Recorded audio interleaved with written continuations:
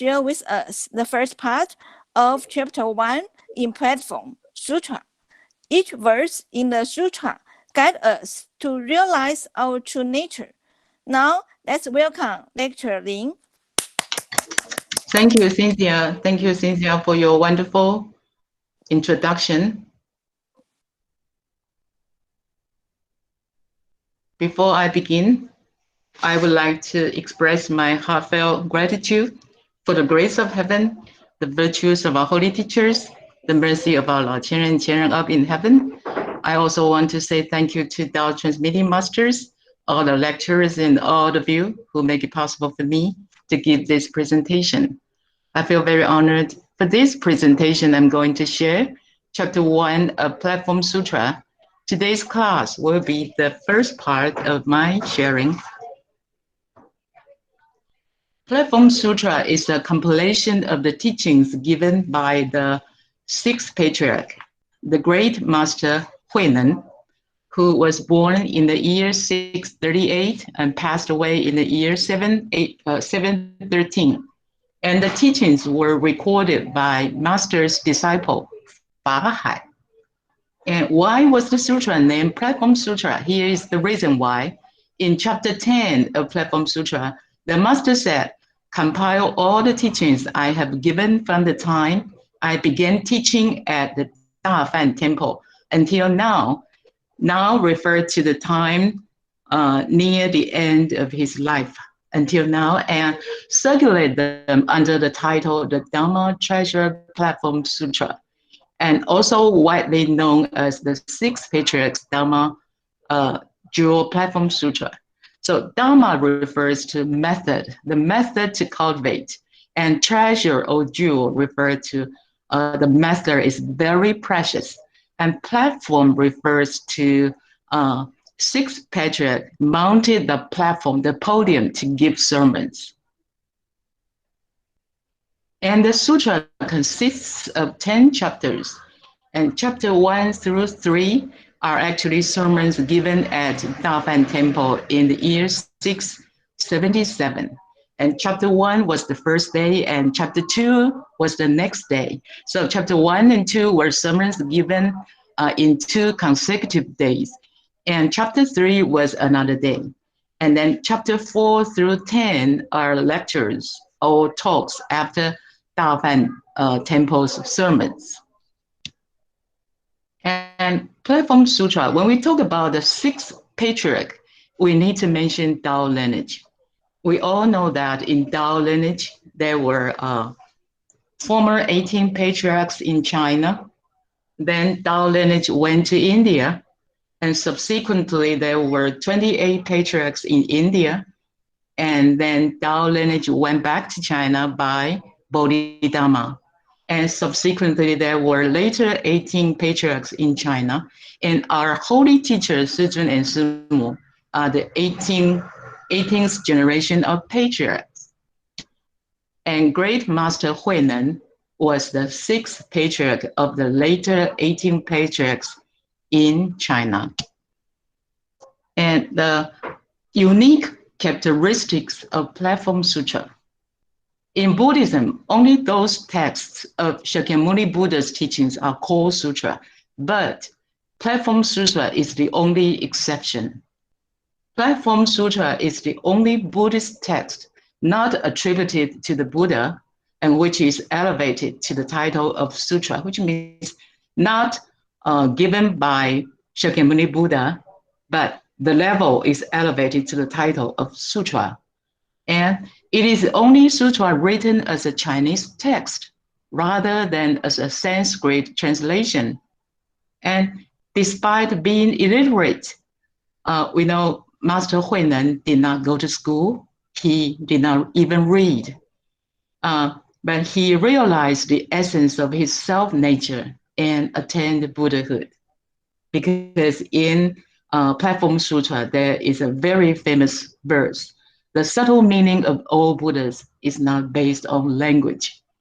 Here, language may refer to knowledge and education. It doesn't mean that it's useless to read, to study sutra, but it means that simply by loading our mind with a lot of words, a lot of education, knowledges or sutras, in order to get enlightened, it's impossible. It's impossible simply to load our brain with a lot of knowledge and trying to get enlightened. It's impossible. So the subtle meaning of all Buddhas is not based on language. Holy teacher once said, whenever you feel troubled, you may read and study Platform Sutra, in which each verse guides us to realize our true nature. So when we read the Platform Sutra, we should follow the guidance, and also because we have all received Tao, it's easier. Through the guidance of the words, it's easier to contemplate. And for those people who haven't received Tao, maybe they just understand the concepts, but they don't have a way to reach their self nature because our holy gate has been opened. Okay, let's go to the first chapter, account of origins. I try to shorten, to concentrate, to make an abridged version of this chapter because time is so limited. But I find every word is so precious, so it's really difficult to make a very short version. So if you find that I still incorporate a lot of the original sutra into my sharing, please forgive me because every word is so precious. Okay, the first day of Fa-Hui. We know chapter 1 was the first day of the Tao seminar held in Dafan Temple. When the great master arrived at Baoling Temple, when referred to the year 677. Okay. Master Huinan was born in the year 638 and passed away in the year 713, and he received Tao in 661 and became the sixth patriarch at the age of 24. And then he chased by evil people. He went to a place called Fa-Hui and lived there among the hunters for 15 years. And then in the year 676, he met Master Yinzong Fa Shi, and he became a monk in the year 676. And then in the year 677, he started to preach. So when the great master arrived at Baoling Temple, means in the year 677, Baoling Temple was the monastery he lived since 677 till he passed away.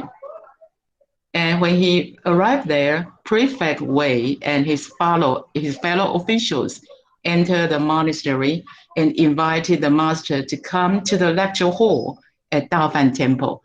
Dafan literally means Great Purity Monastery.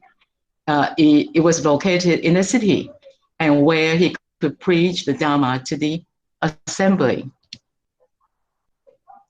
And when the master had taken his seat, the prefect and over 30 other officials, more than 30 Confucian scholars and monks and nuns and lay people. So you can see it was almost a small scale of three religions united into one, 小型的三教合一的and all made obeisance at the same time, wishing to hear the essential of Dharma. And then in the very beginning, sixth patriarch told the assembly, the one and only theme of his sermon, or should I say, his life goal, was Bodhi is our intrinsic nature and is inherently pure. Bodhi is a Sanskrit word, means awakening. Our true nature is intrinsically awakened. So simply use this mind that we already have, and we will attain Buddhahood directly. Here, simply, I think it conveys two meanings. one is simple. So cultivation, if we say it's simple, it's very simple because we only use this mind that we already have and we will attain Buddhahood.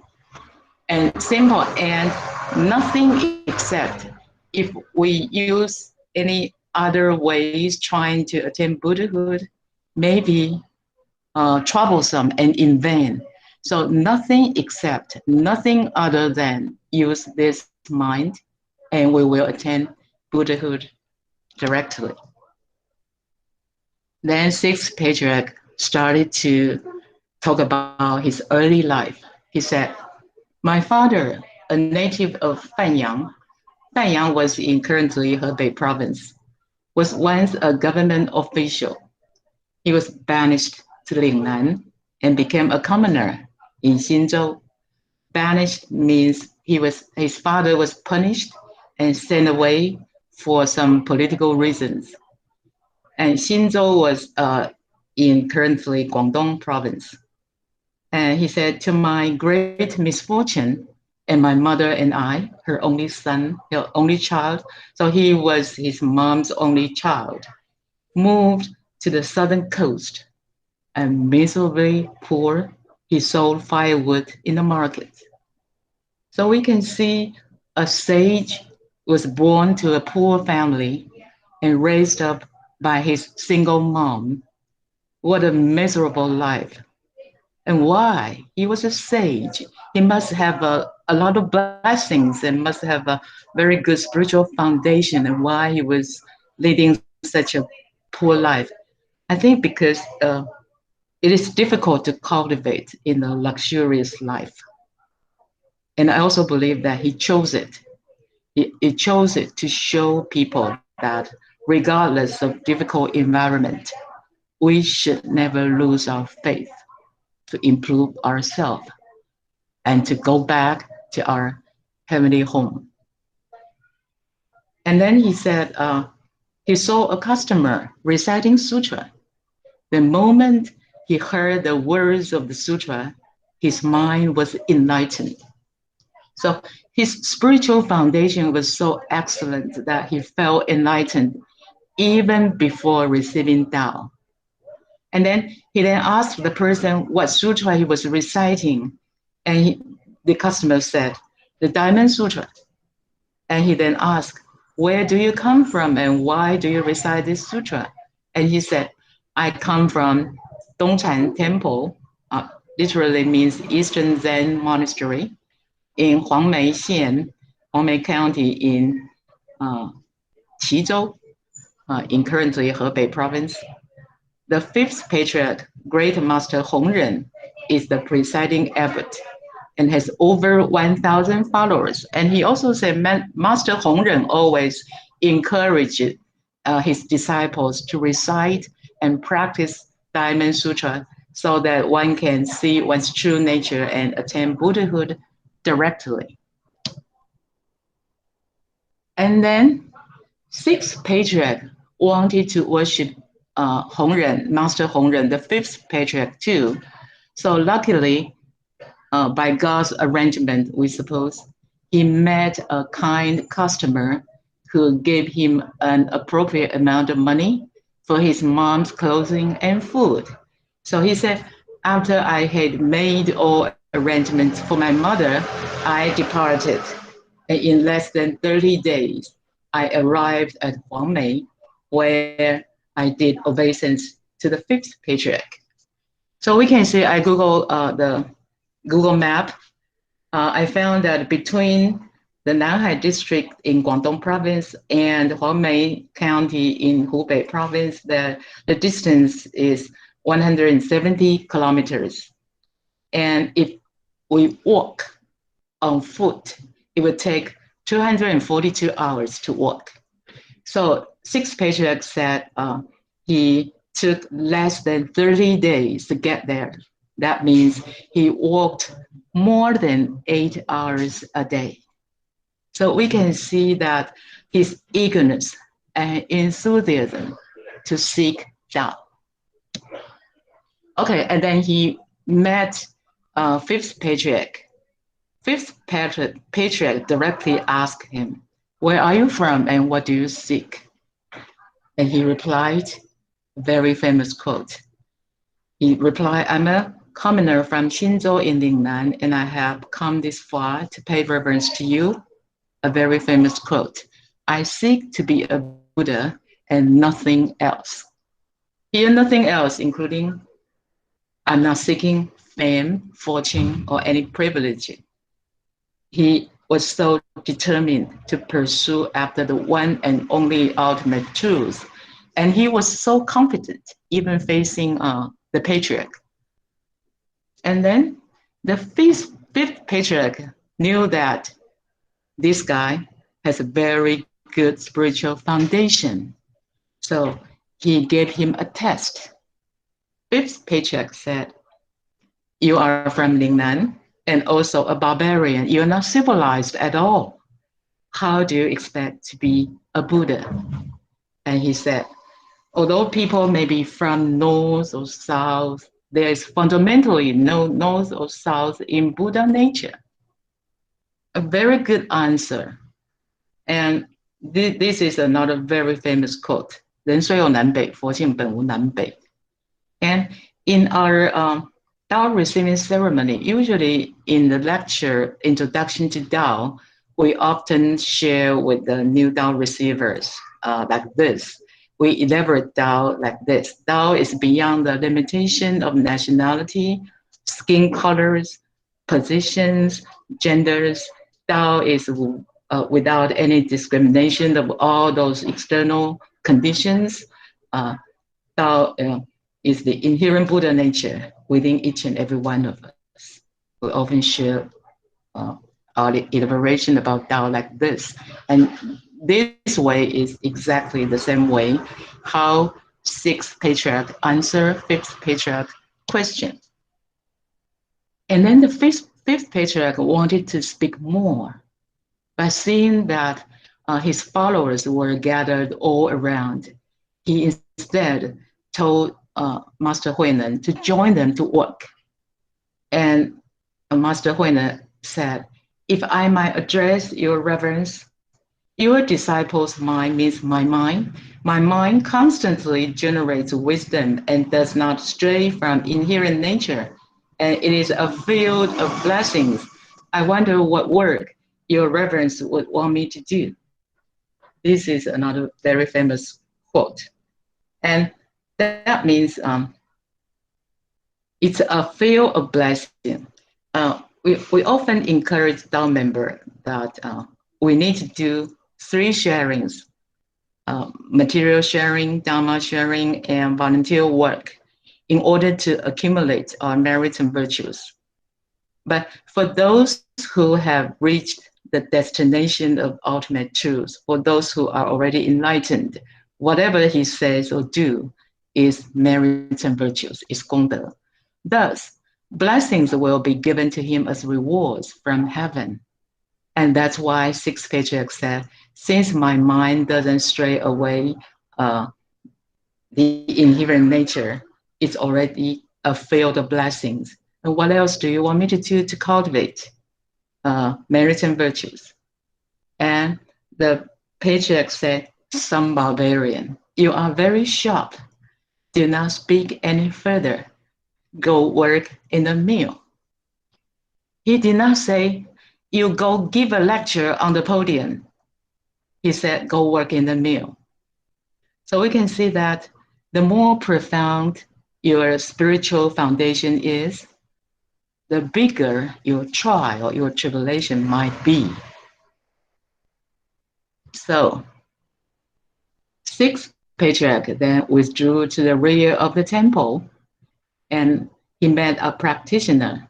The practitioner told him to chop firewood and tread the hulling pestle to thresh rice. So this is how sixth patriarch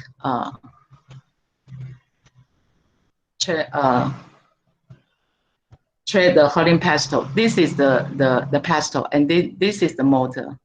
And rice was put inside, and he used one of his feet to tread the hulling pestle and then chop, so to remove the husk to stretch the husk, to separate the husk from the grain. So he was doing that. After more than 8 months of this, the patriarch came unexpectedly one day to see him. The fifth patriarch came to the mill to see him, and he said, I thought your views might have been abused, but I was afraid that bad people would harm you. That was why I did not talk to you afterwards. Do you understand? And he replied, this disciple means I understand Master's intention. So actually his heart was connected to the fifth patriarch's heart. And he said, I dare not go by the main hall lest others notice me. And then one day, the fifth patriarch find that he needed to find the next patriarch because he already very, very old. So one day the patriarch gathered all his disciples and said, let me tell you something. The problem of incessant, of continuous birth and death is the great concern for all the people. But day after day, instead of trying to escape the sovereign sea of birth and death, it looks like you seem to go after blessings only. Blessings like food, clothing, or some other material enjoyments of fame and fortune, or even good health, also blessings. If your intrinsic nature is obscured, how can you save by blessings?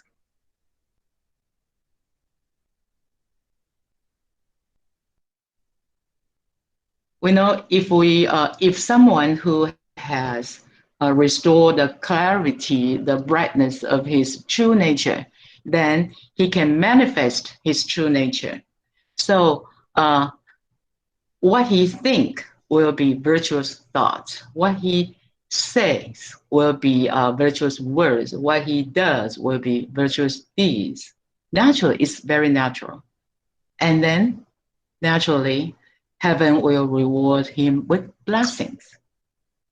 But if someone who just seek blessings, so he knows that he needs to do good deeds, say kind words, and think good thoughts, think kind thoughts. So he's doing all the good deeds intentionally in order to earn blessings. In this way, actually won't do any help in transcending the endless cycle of birth and death. Because to transcend the endless cycle of birth and death, we need to restore our true nature so that we can be free from all the bondage, all the restriction of the 五蕴六根六尘. Okay, so fifth patriarch said, if your intrinsic nature is obscured, how can you be saved by blessings? Each of you should go reflect upon your own wisdom and seek for prajna within your own true nature. This word, prajna,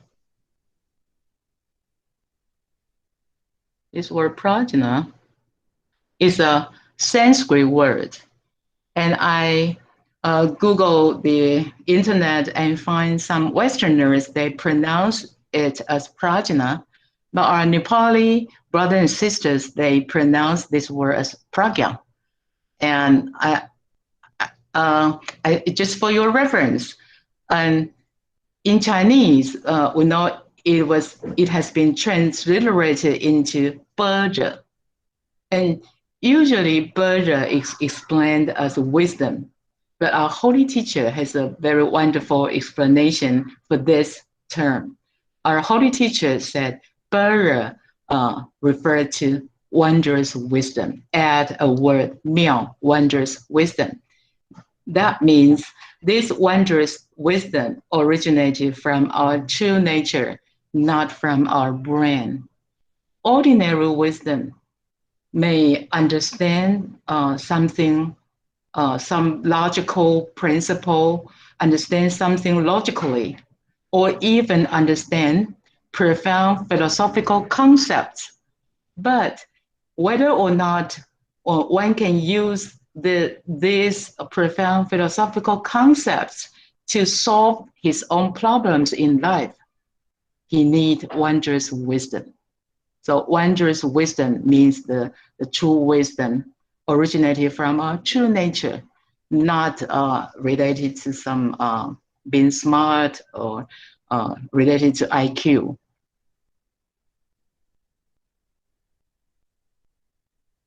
Okay, and then sixth patriarch say, seek for prajna within your own true nature, and then compose a verse and come show it to me.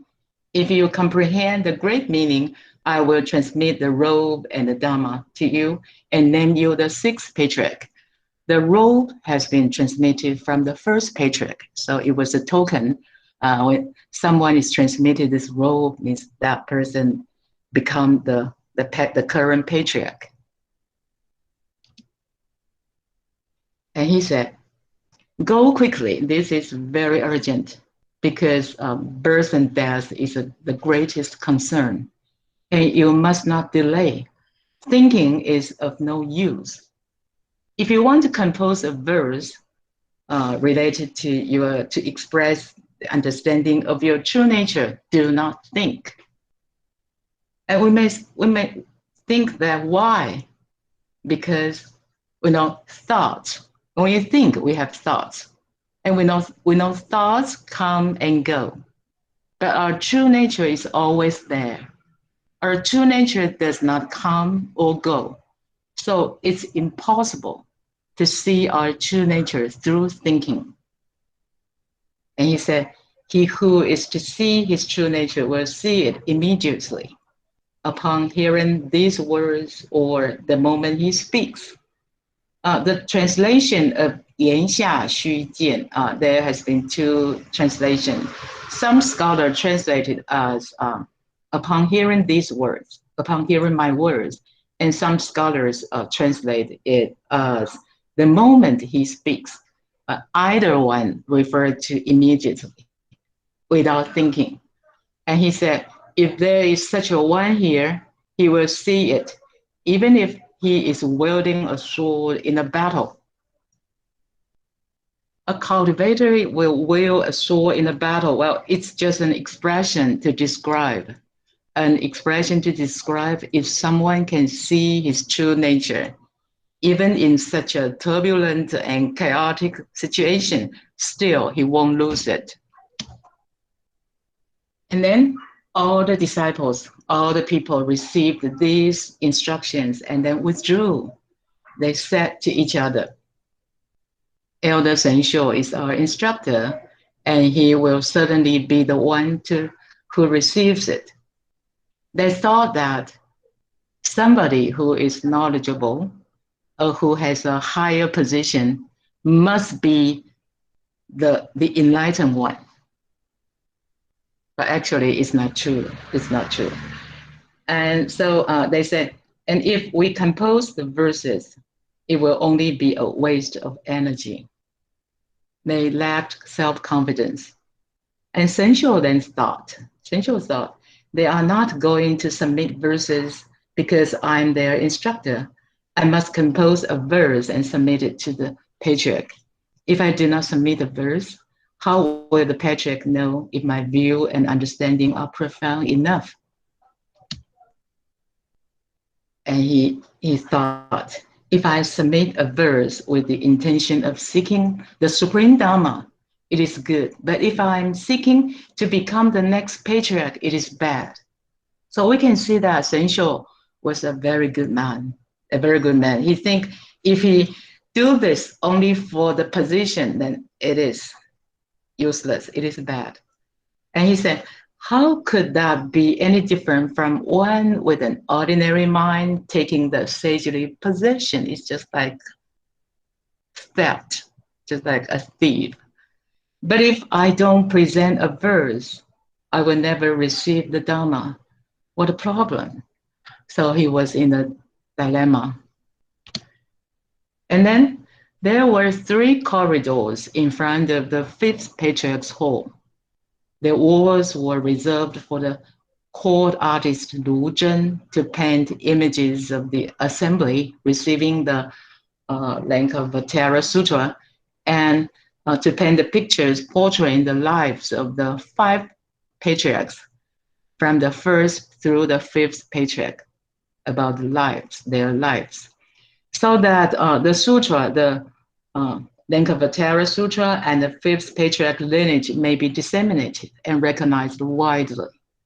And when Shenxiu had finished composing his verse, he tried several times to approach the 5th patriarch to submit his verse in person, but he felt great anxiety and his body covered with sweat, and he was unable to submit his verse. He was struggling inside. Over the next 4 days, he tried 13 times. Unbelievable. He tried 13 times to submit his verse, but failed. At last, he thought, perhaps I should write it on the corridor wall. After the patriarch sees it, if he says it's good, then I will come forward and make a bow and say that it is my work. And if the patriarch says it is unacceptable, then I will have wasted several years at this monastery and I do not deserve the obeisance of others. What progress have I made in my Dao cultivation? So on that night, about 1 a.m., without anyone's notice, Shenxiu took a lamp and wrote a verse on the wall on the southern corridor, presenting what his mind understood. The verse read, very famous. The body is the Bodhi tree. The mind is like a bright standing mirror. Be always diligent in cleaning it. Do not let it attract any dust. The dust referred to the 6 dusts. These are our 6 sensory organs. And our organs, these are 6 functions of our 6 sensory organs. And these are the objects of our 6 sensory organs called 6 dusts.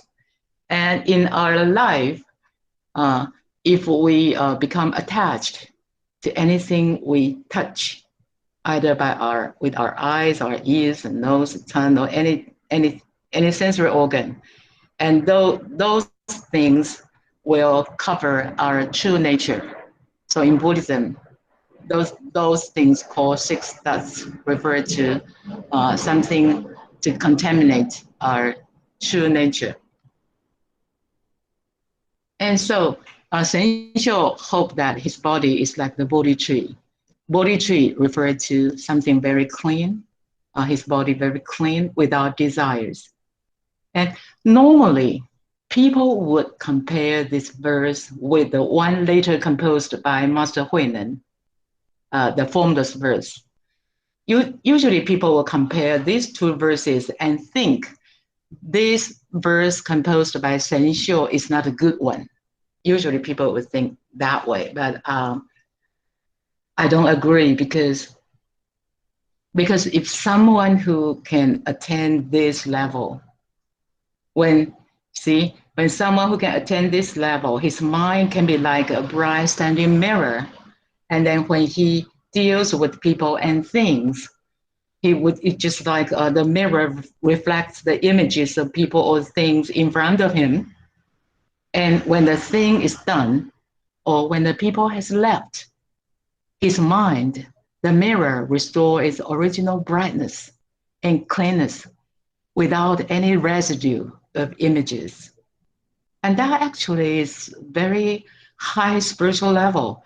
If we can cultivate our mind to be like a mirror, we are free from troubles and worries. So it is a very good verse, just not good enough.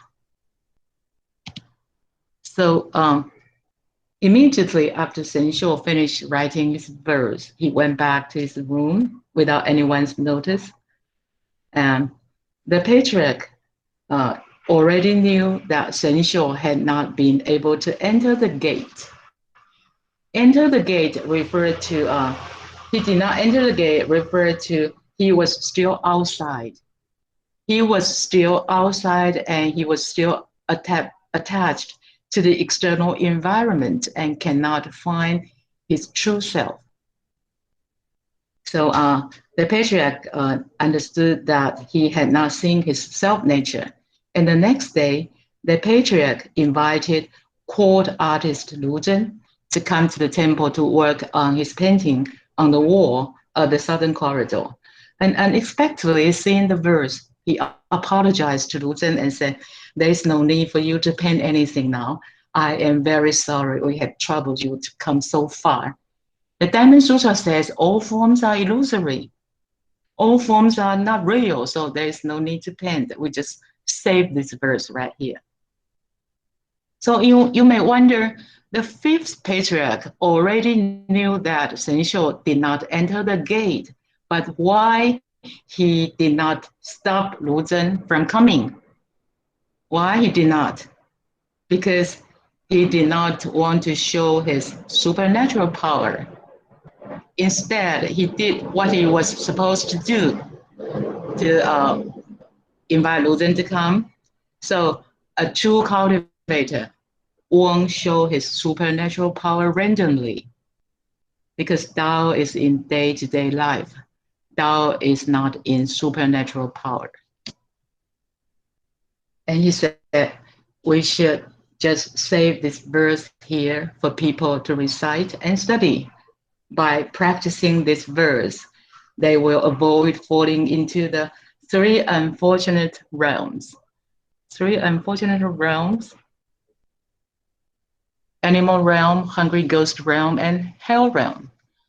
The beings who was driven by impulse and prey on each other will end up reversed in animal realm, and the being who have excessive craving and attachment will end up rebirth in hungry ghost realm, and the being who create evil karma such as theft, lying, adultery, and others will end up reversed into hell realm.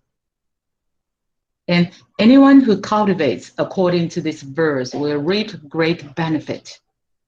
The patriarch then commanded his followers to burn incense and do obeisance to the verse and said, anyone who wholeheartedly recites this verse will be able to see one's true nature. And then all the followers recited it, and all of them sighing at how wondrous it was.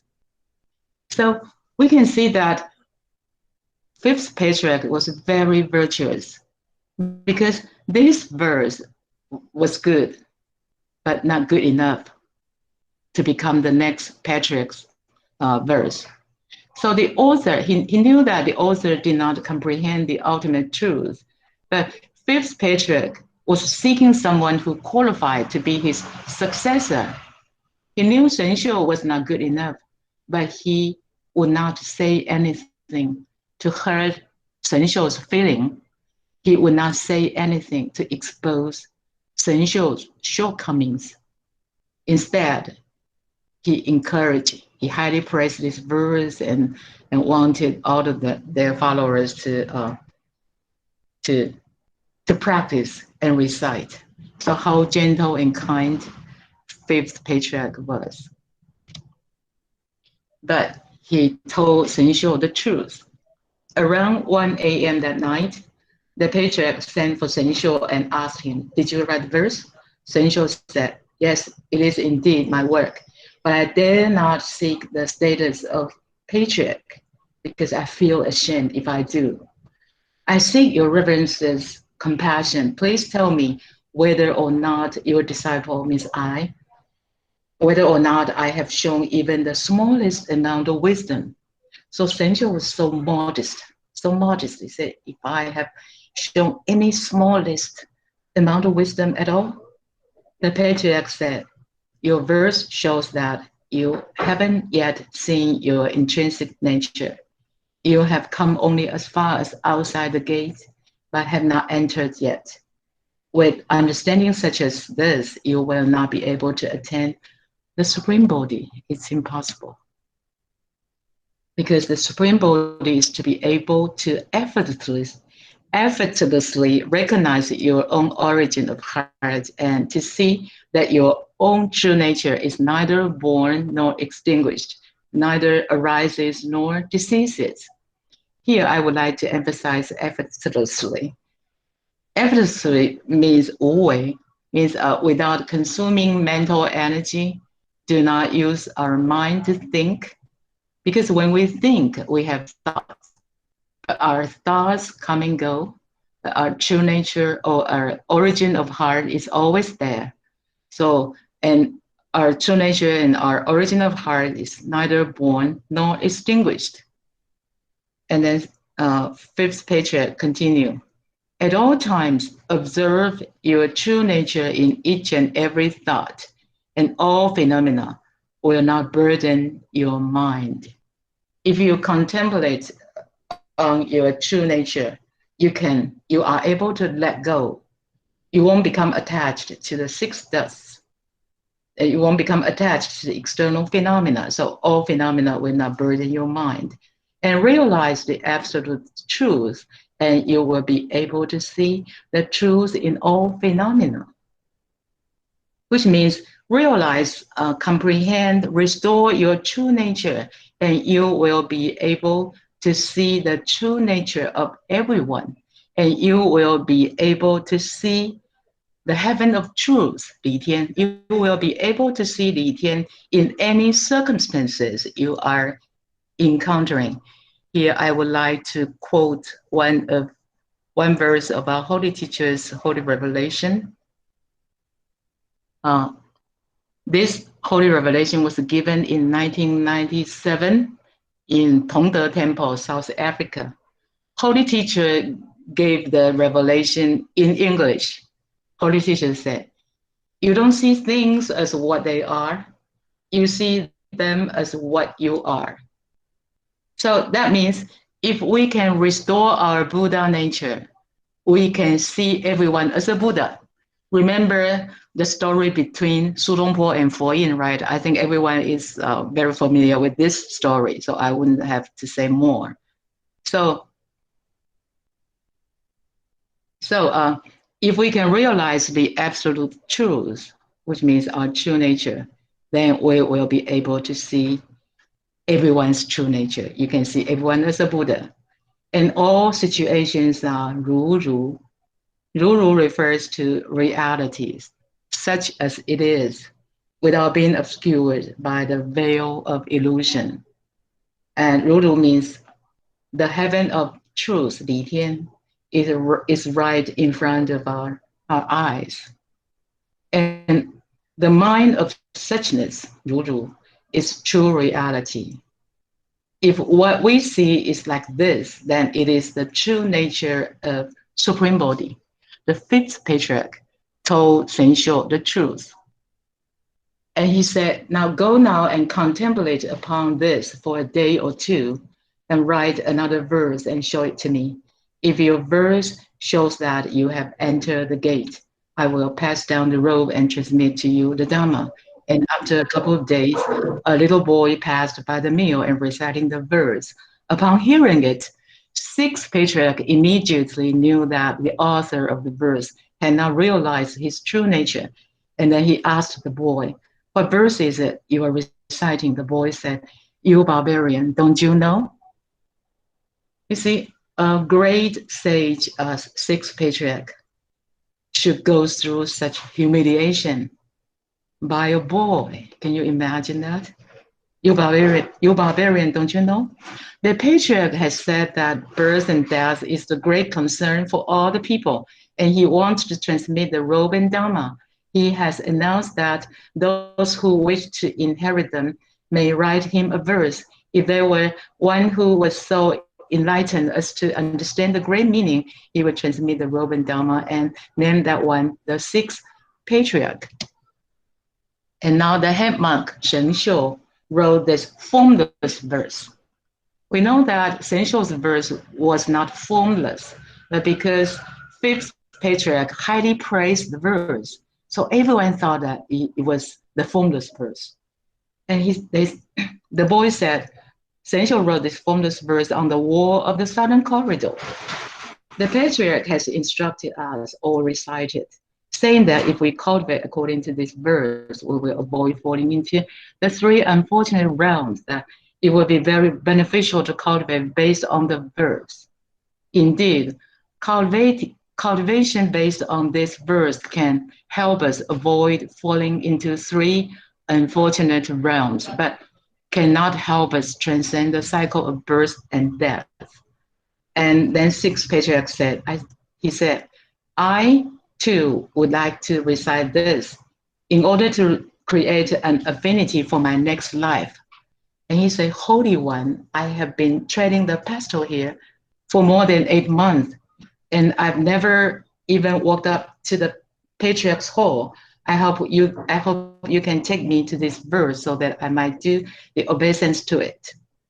So the boy was humiliating the sixth patriarch, but sixth patriarch did not wasn't angry and did not hate the boy. He respectfully called the boy Holy One. So this is the true evidence that a Buddha see everyone as a Buddha. And the boy took him to the verse so that he did his obeisance to it. And he said, I am unable to read. Holy One, please recite it for me. I think my time is up. So maybe I need to stop here. And if we want to know further, we can wait for next time. Thank you. Thank you all very much. If I have made any mistakes, I hope God and Buddha forgive me, and I hope Master and brothers and sisters give me comments. Thank you. Thank you very much. Thanks for Lecture Lin's wonderful sharing. Let's give Lecture Lin's a big hand. Thank Yes. you. Thank you all. Thank you very much. I'm so touched and about the sixth patriarch story, and I cannot wait for the next class. Although the sixth patriarch didn't receive any school education and was illiterate, but he realized the essence of self-true nature and entered the door and attained Buddhahood. And do we enter the door, or are we still outside it? We already received Tao.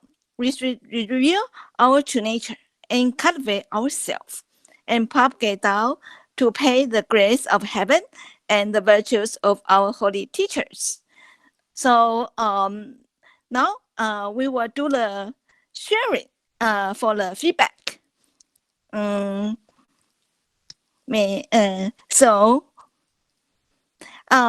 Okay, now let's welcome Lecturer Chen Monica to give us some feedback.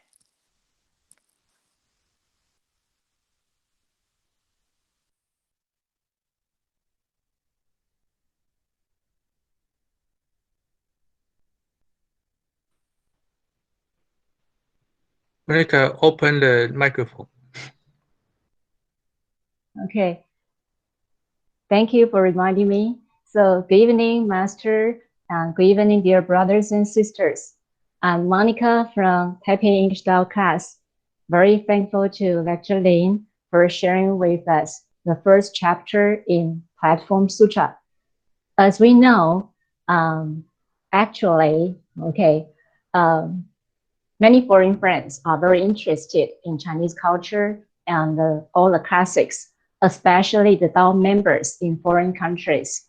So, of course, this is very important, but it's also very difficult to explain these great sutra and classics in English, because first, you need to completely understand the text of this, all these classics. And the second, you need to have a great command of English. And third, you need to know how to explain the sutra in simple English and use daily examples, okay, to help the foreign friends to understand more easily. And I think that Lecturer Li is really more than qualified, okay, to deliver this topic, because she has many experiences in giving lectures in Chinese Tao seminar and also all the Chinese Tao classes. So actually she has a very very clear understanding of all the classics and the sutras. And also, I think that she has been putting in a lot of efforts in preparing for this topic. So I think from the very beginning, she talked about the Tao lineage. And most of the foreign friends, I think they know mostly about the 17th Patriarch and the 18th Patriarch. And maybe, okay, when we talk about the Platform Sutra, it will be a brand new experience for them. And they will know the whole story of how the Patriarch, the 6th Patriarch, received Tao and cultivate Tao. All this process will really give them a lot of insight. And also, Lecture Lin actually provides us with the answer to many very important questions. So, for example, in the future, if any foreign friend asks us, why is Platform Sutra so important, so unique? Then we would just provide, because Lecture Lin just now provide us with 3 reasons. And I think these 3 reasons are very concise and also very persuasive. And I'm sure that many of you, just like me, this is the first time that we listen to the Platform Sutra, such a very detailed explanation of the Platform Sutra in English. Of course, probably for the Chinese text, we are pretty familiar with the Chinese text. But when we listen to the English version again, then it will also give us we will feel more impressed. And also, it's also, at the same time, we will try to think if in the future, we need to explain, how we will explain. And we also learn a lot from Lecture Lin. I remember once we went to Vietnam for the English camp. And the Tao members in Vietnam like Lecture Lin's classes very much, because it's pretty easy and also very clear for them to digest and understand. And especially Lecture Lin's voice, very gentle, very, I think that all the foreign friends like her very much. And so especially, I think, why is it so easy for the foreign friends to understand? Because in the speech, in the presentation, and almost in each slide, Lecture Lin will provide, pinpoint the key word or the key phrase, the key point of a certain passage, like thinking is of no use, determination, so that's why, it's very easy for foreign friends to catch the main point and for them to understand. And also, Lecture Lin uses the merciful words of our holy teacher, and I think that this is also very good, because then the Platform Sutra will have more connection with the Tao and also with the Tao cultivation, all the foreign friends are more familiar with. So I think that we can also learn to explain the sutra in this way, and maybe, we can all start the preparation starting from now, because in the process of preparation, I'm sure we will be the one who learn most. And in the future, I think in the near future, many foreign friends, they are eager to learn. And Lecture Lin also very thankful to this technology. Now she can have online class. So many foreign friends also listen to her lecture. But I think that in the future, if we can also learn, and then we can go to a certain country, we can all help to also explain the sutra and also help the foreign friends to understand more about the sutra. So I think that very grateful to Lecture Lin again, because I think that all of us will really learn a lot tonight. So thank Lecture Lin again, and also very thankful to Master and to give us this wonderful opportunity to learn online every month. And also very thankful to all the dear brothers and sisters that we can learn together, and we can also share with each other. And in the future, hope that we can also propagate Tao together, in all the foreign countries. That's my sharing. Very thankful to Lecture Lin again. Thank you very much. Thank you.